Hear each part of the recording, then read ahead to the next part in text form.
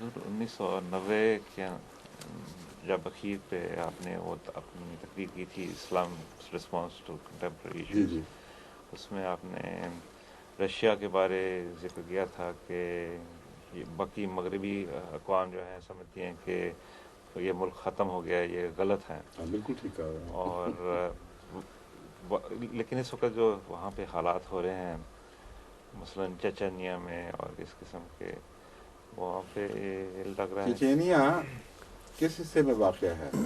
South میں. جنوبی ریاستوں میں نسبتاً شمال کی طرف ہے. یہ نارتھ غالباً جو ایسٹ. دربند کا علاقہ ہے جی اس سے اس کا ساحل ملتا ہے نا جی چچینیا کا. ہاں جی. اور یہ وہ علاقہ ہے جہاں ہمیشہ سے ہی اسلامک ریسرجنس کے واقعات ہوتے رہے ہیں، چچینیا میں بھی اور اس کے علاوہ دوسرے ساتھ کی ریاستوں میں. زار کے زمانے میں بھی صوفی تحریکیں چلتی رہی ہیں اور وہ صوفی تحریکوں نے بار بار زار کے خلاف بغاوت کی ہے. بس ان کی قوم کی سرشت میں داخل ہے کہ یورپین تسلط کو قبول نہیں کرتے اور بار بار ان سے کسی نہ کسی نام پر لڑتے رہے ہیں. تو وہی مزاج ابھی تک قائم ہے.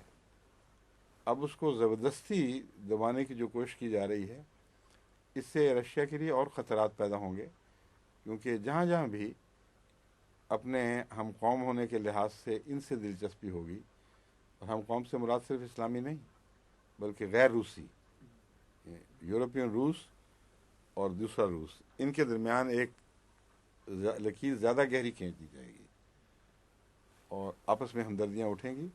اور پھر خواہ اسلام کے نام پر تحریکیں ہوں یا روس سے باہر کی قومی تحریکیں چلیں، اس کے خطرے بڑھ رہے ہیں. اس لیے میں نے اس میں اس طرح کھول کر تو بھی بیان کیا تھا، میرے سامنے نہیں تھے واقعات، لیکن آپ ٹھیک کہہ رہے ہیں کہ میں نے وارننگ ان کو دی تھی کہ روس کو پٹا ہوا مہرا نہ سمجھو، اس میں ابھی بڑی جان ہے، اس کئی مسائل اس کے ساتھ وابستہ ہیں، اس کے ساتھ احتیاط کا سلوک کرو ورنہ تو نقصان پہنچے گا. وہ اس کتاب میں انہوں نے بڑی محنت کی تھی. جی وہ لیکچر تو ہو گیا، لیکن جب اس کو میں نے کتابی شکل میں انہوں نے کہا تو میں نے دیکھا تو اس میں وقت کے لحاظ سے بہت سارے حصے مضمون کے جو نوٹس میں شامل تھے وہ اس میں داخل نہیں ہو سکے تھے. کہیں یہ بھی اشارہ تھا نہیں ملا تھا لیکچر میں. پھر انہوں نے اپنا وقت دیا، بہت قربانی کی، اور جب مجھے وقت ملتا تھا یہ آ جاتے تھے اور میں ان کو ڈکٹیٹ کراتا تھا، پھر یہ لکھتے تھے، پھر ہم اس کو پڑھ کے دوبارہ دیکھتے تھے، پھر یہ مشورہ دیتے تھے کہ یہ مضمون ابھی شاید کچھ اور محتاج ہے کھولنے کا، یا پہلے آپ بیان کر چکے تھے تو دوبارہ اب کر رہے ہیں.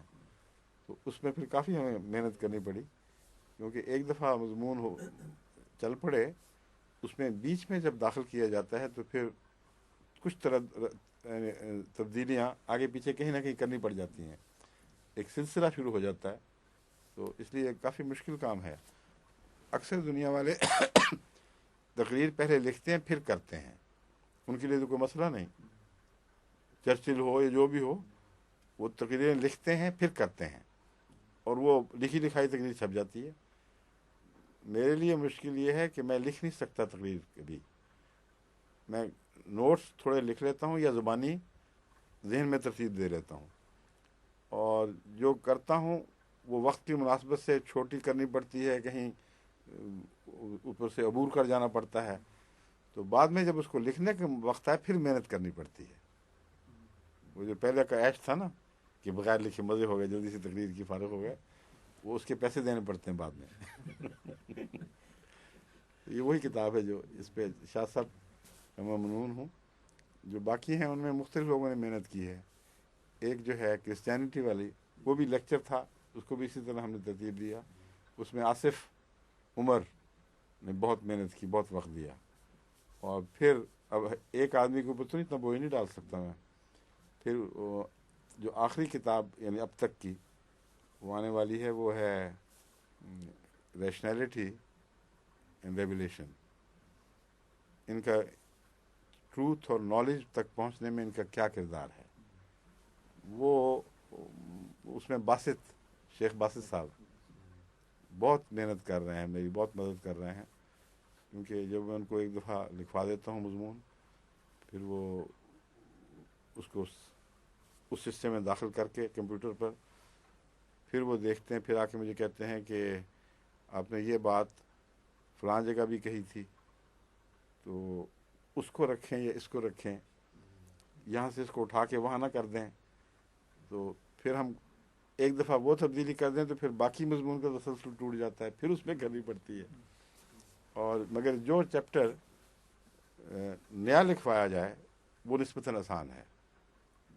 اس میں مثلاً زروسٹریزم پہ جو چیپٹر ہے، اور بھی بہت سے چھوٹے چھوٹے چیپٹر داخل ہوئے ہیں، وہ بالکل نئے لکھوائے ہیں، ان میں ہمیں محنت نہیں کرنی پڑی۔ لیکن جو پہلے لکھوائے ہوئے تھے ان میں کچھ تبدیلیاں، کچھ زائد کرنے سے کافی محنت پڑ جاتی۔ اب آخری ایک نیا باب ہے، اس کا اضافہ کیا ہے، اس میں نیا لکھوانے کے باوجود تبدیلی کی ضرورت اس لیے پڑی ہے کہ وہ باب دراصل بہت لمبے وقفوں کے بعد لکھوایا گیا۔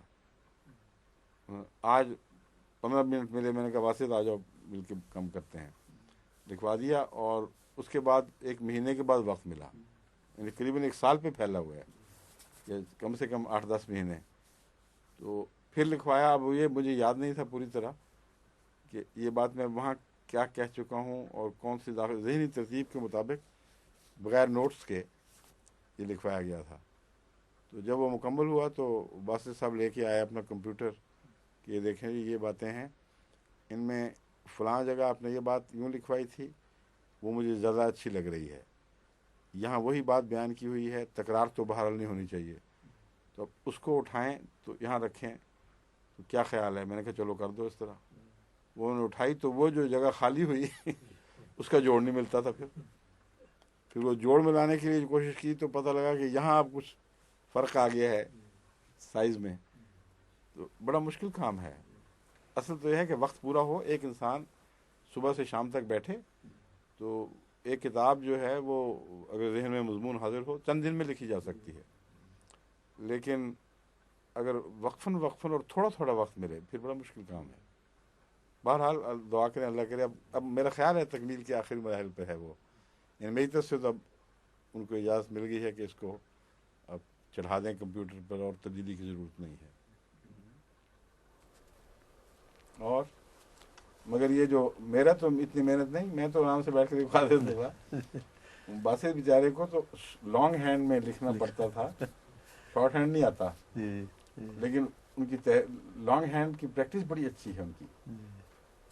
بعض دفعہ میں حیران ہو جاتا تھا، کافی تیز بولنے لگ جاتا تھا، وہ لکھتے جاتے تھے، کہیں روکنا پڑتا ہم کو، بس اب کافی ہو گئی تھوڑا سا واپس چلیں۔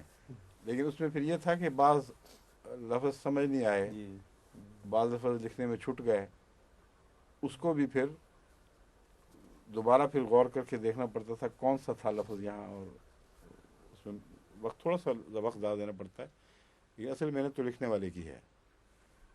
میں نے دیکھا جب آپ لکھوا رہے تھے آپ بھی تو ہاں یہ گواہ ہے اس کے، تو اس وقت عموماً جو پہلے آپ نے کچھ نوٹ لکھوائے تو بعد میں بعض دفعہ وہاں سے شروع کرتے تھے تو بالکل بیانی وہی الفاظ آپ استعمال کرتے تھے جو پہلے استعمال کرتے، یعنی کہ کوئی اس میں تبدیلی وغیرہ نہیں ہوتی تھی، وہی خیالات وہی ہے اس لیے وہی آتے تھے۔ مگر اسی مضمون کو بیان کرتے ہوئے بعض دفعہ دوسری مثالیں میں نے دے دیں، وہاں جا کے مشکل پڑی ہے، اور بعض لوگوں کو لگتا تھا کہ وہاں زیادہ خوبصورت ہو گیا، زیادہ کھل کے بات آئی ہے، لیکن اس کے مضمون میں فرق نہیں ہے۔ وہ آپ ٹھیک کہہ رہے ہیں، یہ تو شاہ صاحب مجھے کہا کرتے تھے آپ نے انہی الفاظ میں یہ بات پہلے لکھوائی ہوئی ہے، پھر ہم واپس جاتے تھے دیکھتے تھے واقعتاً بات ٹھیک نکلتی تھی۔